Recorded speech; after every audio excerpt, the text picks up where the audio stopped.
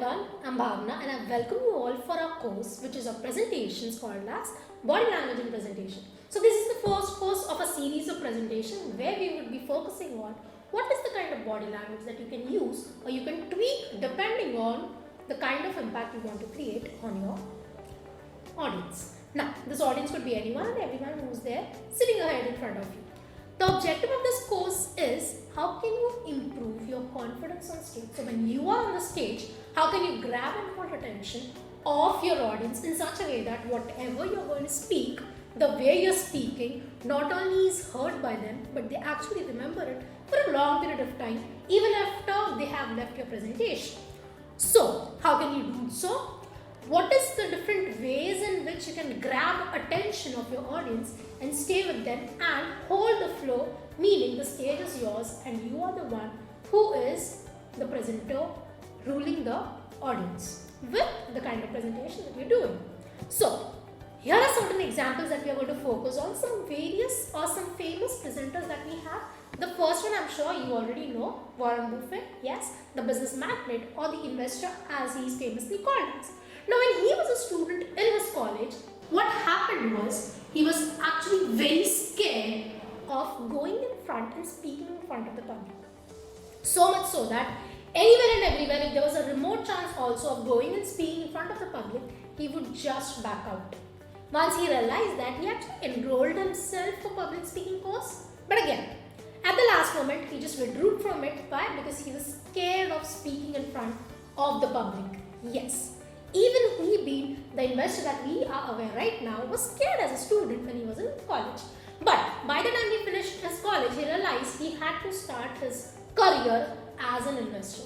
And when that happens, that made him realize now that he has to work on his presentation skills, because of which finally he enrolled himself for training, and now we know him as the presenter that he is known for. Not only as an investor, but he can grab attention of his audience.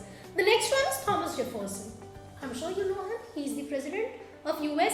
Now, he is someone who was not very comfortable or scared of again making public presentations. So much so that it was reported in every possible news article or biographies. If you read ever of his, it's well documented how much he was scared of speaking in front of the public. So there are reports, like a lot of people have mentioned, that he never spoke more than 3 sentences in his entire tenure as a president.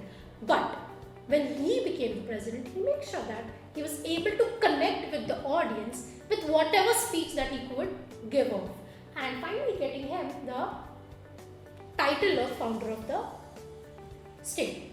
Now, when they become leaders, they still have some fear of presentation. These are just some examples. There are a lot of other leading leaders who were scared of making even the first attempt of standing in front of the public and speaking. So, in this course, we'll be seeing what are various ways in which you can actually stand there with confidence and connect with your audience in such a way that you're able to hold their attention but also show as a confident individual. That's the reason the days are filled with a lot of tips. Now, who all can enroll for the course? If you are a part of a sales team, meaning if you have to go in front of your clients and pitch product or services in terms of presentation, this course is something that you should be enrolling for. Not just those, someone who's a technical consultant, meaning you are the one who's responsible for closing the deals, doesn't necessarily should be including in sales, but anywhere and everywhere. If you're involved in the process of closing deals for your organization or for your own self, then you should be enrolling for the course, because then you would be able to close deals effectively by using effective presentation tips that we're going to discuss. If you're someone who's used to presentation, I'm sure you may have done presentation. If I ask you the number of presentations that you make in your organization, that may vary, because some employees speak, they actually do presentation almost every day. Some say once or twice in a week and some say in a month. But presentations are a part of our work life. So when you are becoming a part, when presenting is such an essential part of your work life, what are the different ways in which you can create an impact using presentation? Now, here's a bit about us, Simply Body Talk, an organization since 2013 in the niche area of non-verbal communication. We help organizations and individuals grow with the backing of non-global sites. These are some of the offerings that we have, right from corporate training. So when I say corporate training, there are a lot of topics that we cover, like negotiation, women leadership, sales, presentations as in this one, and so on and so forth. Then we have personal coaching. So this is done on one-on-one or in a group setting. Who are the clients that are involved? Senior heads, VPs, CHROs, country heads. These are the people whom we do personal coaching of leading organization. Then there's something called as open format event. So we have a calendar that we release right at the start of the year. Pick and choose because it's held overall the year world. So pick and choose the place, pick and choose the topic that you're interested in, and then we can do the specified topic that you are interested in. Online courses just like this one, we have loads of them. Just go through and browse the site and you would know a lot about them. And if you're interested in becoming a trainer yourself, we have a comprehensive course which is called as Train the Trainer for You. This is some of our clients that we have worked with over the years. As you can see, there's an array of organizations existing here. Me, Bhavna Sureya, the Bhavna behavioral trainer and coach, and simply going to talk some of the clients that I've worked with. Now, what are you going to get? You may have heard the term bite-sized learning, right? Now, what is that? When we talk of bite-sized learning, it means very effective, sharp tips are given to you with loads of examples and case studies so that you can remember them for a good period of time. The duration is not very large. Why? Because it's easier for attention for you, so you can go and refer to them as and when required. So that doesn't mean that once you're done with the course, that's it. No, you can actually go back, refer to the certain points if you are interested in knowing more about it, refer them and then practice. So the key to becoming a better or an effective presenter is practice. The more you practice the tips that we've discussed, the better presenter you become. Now, these are the details of each and every day of the 10 days that we're going to cover. Right from significance of body language in presentation. So why do we need body language in presentations? Moving to how to create a powerful start. So right at the beginning, you're able to connect with your audience by creating a very powerful first impression. So how can you do so? Some essential tips when it comes to becoming a confident individual. As a presenter, how do you grab your attention of the audience and let them stay with you? Some essential body language tips that are very, very crucial as a presenter.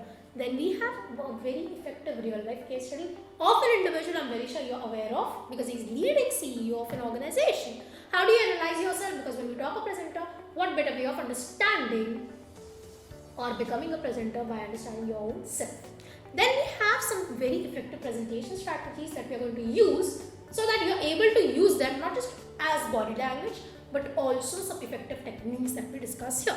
How do we tweak your style depending on the kind of topic, audience or the duration of your presentation. And finally, if I wrap up, quick learnings, what we have done throughout the course. Then, these are not all, you're going to get some free giveaways also. So there are 10 video lessons that you're going to get full of pictures and video case studies. You can refer anytime you want to depending on the topic that has been discussed over the day that we have just discussed in the previous one. Then you have an application assignment which would be given to you. You can fill it out and send to us and then we give you your detailed feedback over it. And there's a video case study which is included in the 10 days which you're supposed to do for proceeding further in the course of the other day. There are a lot of quizzes that you would get, fill in and send to us. Then you also have day-wise detailed agenda which would be focusing on what we are going to cover in each and every day that we have. So, enroll quickly. Before we begin, here's a disclaimer. Whatever we discuss, the tips are going to be universal in nature, meaning the meaning of those gestures would remain exactly the same regardless of where you're doing it or who's the one who's doing it. Meaning, different personalities are included in throughout the courses belonging to the world just to let you know that the meaning of these gestures would remain exactly the same depending on who's in front in you. So, with this, we begin with the course which we have already done so. So here is a video, observe carefully. He's a very famous guy, a movie maker. Try and see if he is being a very effective presenter. Because he is making, say, kind of presentation here. Try and see if he's effective presenter or not. I'll play the video. Observe carefully. Yes, ready? Ladies and gentlemen, director and producer Michael Bay.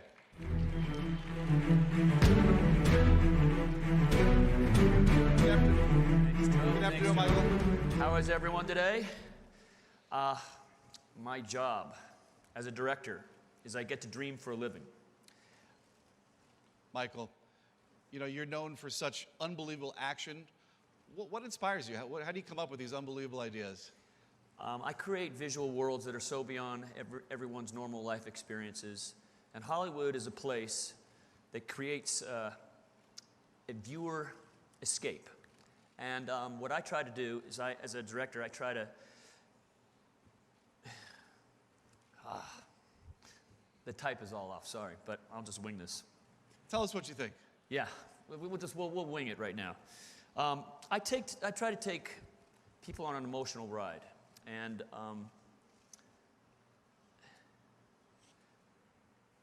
The curve? How do you think it's going to impact how viewers experience your movies? excuse me, I'm sorry. Okay. Ladies and gentlemen, let's thank Michael Bay for joining us. So yeah, was he looking confident enough? So, depending on where you are or what kind of presenter you are, still you get certain chills of presenting in front of the audience. Some examples we have discussed, so that you don't become, or when you are going towards the stage, what are the various ways in which we can still create an impact depending on the situation that we exposed to. So this was one kind of an example where we saw the person was not very confident. Could be because he was not prepared, could be because he was not expecting the questions that were being asked to him, but overall the person was not very confident. So when we talk of presentation anxiety, people do have it, but what are the various ways in which you can overcome them using effective body language techniques that will be seen throughout the course. Ladies. So quickly, what are the various ways in which we are going to create an impact over an audience? Before that, we'll see what is it first impressions called all about. So when we talk of first impressions, it's like we start making the moment the person enters. So for you as a presenter, the moment you walk towards the stage, that's the reason there's a separate way of focusing on how to create a powerful start. So the moment you enter, people start forming the first impression for you. For you, your people would be the audience. So the moment you enter, right from 7 to 12 seconds, they have actually created a first impression of yours, which would be focused more on not just your dressing, even your accessories, the way you walk, the way you speak, the way you greet. These are different ways in which they have actually formed a first impression of yours. So now when an audience is sitting in front of you and trying to create or understand you as an individual, there are two things that they are going to analyze. The first one is whether they can trust you or not. So what are the different ways in which you can build trust for them? And the second one is if you're able to connect with them, or are you the one who's showing authority over them? So the moment you start showing dominance, like I know it all, you would see that the audience may have difficulty in connecting with you.